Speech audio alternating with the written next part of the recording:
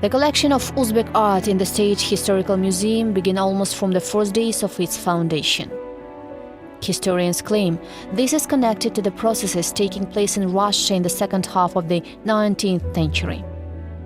It is no secret that Russia was involved in several wars from the middle 60s almost till the late 80s. Some territories in Middle Asia became a part of the empire voluntarily, while others had to be conquered. We are aware of this and not trying to conceal this fact. Places like Khwarezmian, Bukhara and Khiva Khanates were especially active in this resistance.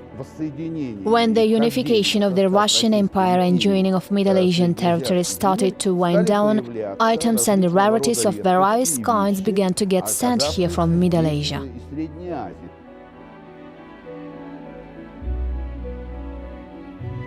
As early as in 1891, the museum opened its huge Central Asian exhibition, which became a sensation overnight.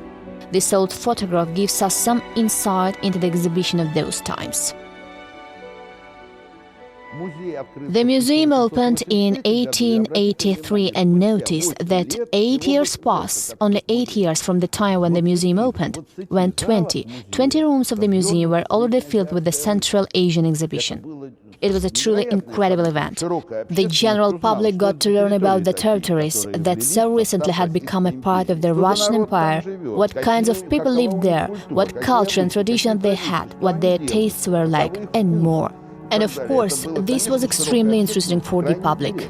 The exhibition generated significant public interest. This can be clearly seen from the fact that it was visited personally by the Emperor of the Russian Empire, Alexander III. Unfortunately, the exhibits from that exposition haven't been preserved in the funds of the museum.